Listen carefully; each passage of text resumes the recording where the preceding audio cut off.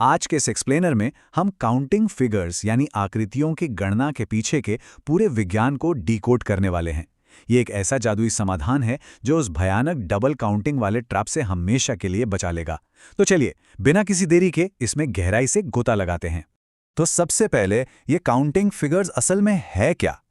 देखा जाए तो यह केवल आकृतियों को गिनना भर नहीं है, बल्कि यह किसी भी जटिल चित्र के अंदर छुपे हुए छोटे और बड़े आकारों जैसे त्रिभुज, वर्ग या आयत की एकदम सटीक संख्या खोजने की एक कला है। रीजनिंग का ये टॉपिक ना सिर्फ स्पैशियल अवेयरनेस यानी स्थानिक समझ का, बल्कि सिस्टमैटिक लॉजिक का भी बहुत कड़ा इम्तिहान लेता है। अब हमारी आज की चर्चा का एजेंडा कुछ इस प्रकार रहेगा। पहला, इंट्रोडक्शन। दूसरा, सर्कल और ओवरलैप्स। तीसरा, वर्ग और आयत। चौथा, द ट्रायंगल मेथड। और अंत में एग्जाम सक्सेस टिप्स।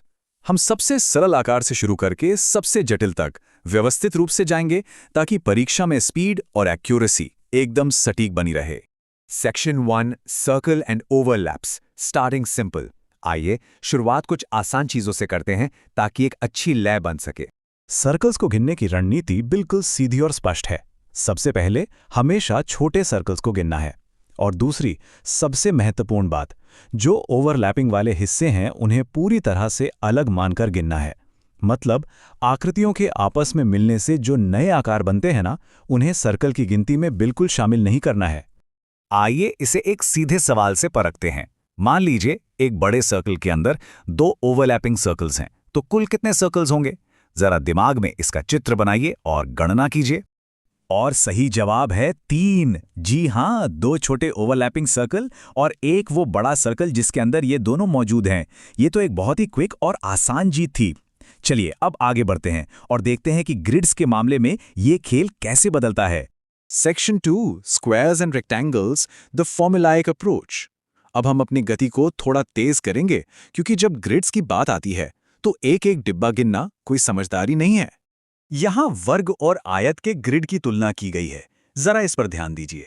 अगर n गुणा n का एक स्क्वायर ग्रिड है, जैसे कि 3 गुणा 3 का ग्रिड, तो बस संख्याओं के वर्गों को जोड़ना होता है। 1 का स्क्वायर प्लस 2 का स्क्वायर प्लस 3 का स्क्वायर, जो कुल हो गया 14। वहीं दूसरी ओर रेक्टेंगल यानी आयत के ग्रिड के लिए फॉर्मूला थोड़ा अलग काम करता है, जिससे 1 2 गुणा 3 के ग्रिड में सीधे 18 आयत निकल आते हैं। तो सबसे जरूरी बात यह है कि ये जो गणितीय ट्रिक्स हैं, ये एक एक करके आकार गिनने के झंझट को पूरी तरह खत्म कर देती हैं। तो इस सीखी हुई ट्रिक को तुरंत एक बुनियादी सवाल पर लागू करते हैं। एक साधारण 2 गुणा 2 के ग्रिड में कुल कितने वर्ग होंगे? फॉर्मूला याद कीजिए। बिल्कुल सही, उत्तर है 5। 1 का वर्ग हुआ 1 और 2 का वर्ग हुआ 4। दोनों को जोड़ा तो मिला 5। देखिए ये स्क्वायरिंग फॉर्मूला कितनी तेजी से और शानदार तरीके से काम करता है। लेकिन क्या हो अगर सामने एक विशाल 4x4 का ग्रिड आ जाए? अब कुल कितने वर्ड होंगे? इससे मैन्युअली गिनना तो सच में एक बुरा सपना हो सकता है। दिमाग में उसी फॉर्मूले का थोड़ा विस्तार कीजिए। और इसका जवाब है 30। 1 + 4 + 9 + 16। ये फॉर्मूला उस कीमती समय को बचाता है जहां हम 30 अलग अलग डिब्बों को उंगलियों पर गिनते हुए बस कंफ्यूज ही हो रहे होते। Section 3, the triangle method, deconstructing complexity. अब हम उस अंतिम ज्यामितीय आकार की ओर बढ़ते हैं जो अक्सर सबसे ज्यादा भ्रम पैदा करता है, त्रिभुज।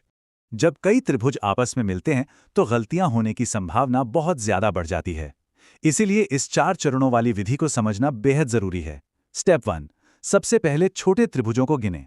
स्टेप 2, अब उन त्रिभुजों को खोजें जो 2 छोटे त्रिभुजों को मिलाकर बने हैं।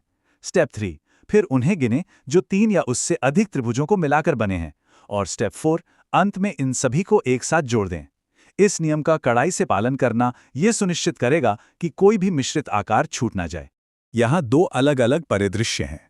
एक तरफ एक बड़े त्रिभुज के अंदर 4 छोटे त्रिभुज हैं, दूसरी तरफ थोड़ी अधिक जटिल स्थिति है जहां 6 छोटे, 3 मध्यम और एक बड़ा त्रिभुज है। आइए पहले परिदृश्य को लेते हैं। उन्हीं 4 स्टेप्स का उपयोग करते हुए एक बड़े त्रिभुज के अंदर 4 छोटे त्रिभुज वाले चित्र में कुल कितने त्रिभुज होंगे? इसका उत्तर है 8। चलिए इसे डिकोड करते हैं। 4 बिल्कुल छोटे त्रिभुज हैं। फिर जब आकृतियों को मिलाते हैं तो 3 और त्रिभुज मिलते हैं और अंत में एक वह सबसे बड़ा त्रिभुज जो सबको कवर करता है, यानी 4 + 3 + 1 = 8। बहुत ही आसान। बेहतरीन। अब दूसरे थोड़े और जटिल परिदृश्य पर आते हैं। अगर 6 छोटे, 3 मध्यम और एक बड़ा त्रिभुज हो तो इन सबको मिलाकर कुल गिनती क्या होगी? और इसका सटीक उत्तर है 10। 6 छोटे + 3 मध्यम + 1 बड़ा। यह सच में एक बहुत ही संतोषजनक गणितीय प्रक्रिया है। यदि आकारों को इस तरह से श्रेणियों में बांट लिया जाए तो जवाब कभी भी गलत नहीं होगा। Section 4 exam success tips avoiding the traps.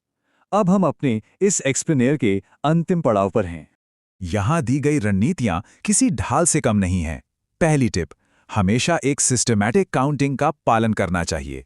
दूसरी, आकृतियों को पेंसिल से मार्क करते जाना है। हम सभी जानते हैं कि एग्जाम के उस भयानक प्रेशर में जल्दी जल्दी गिनने के चक्कर में एक ही डिब्बे को 2 बार गिनने की कितनी स्वाभाविक आदत होती है। पेंसिल का इस्तेमाल उस डबल काउंटिंग के जाल से पक्का बचाएगा। और आखिरी टिप, हमेशा छोटे आकारों से शुरू करें और फिर बड़े आकारों की तरफ बढ़ें। तो चलिए आज के इस विश्लेषण को एक दिलचस्प चुनौती के साथ खत्म करते हैं। जरा अभी अपने चारों ओर नजर दौड़ाइए। जिस कमरे में अभी हम बैठे हैं उसकी दीवारों पर, दरवाजों पर, खिड़कियों पर कितने छिपे हुए आयत यानी रेक्टेंगल्स मौजूद हैं? क्या इन्हें सिस्टमैटिक तरीके से गिना जा सकता है? ये विश्लेषणात्मक नजरिया ही इस विषय में असल महारत हासिल करवाएगा। तो बस अपने दिमाग को इसी तरह चुनौती देते रहिए।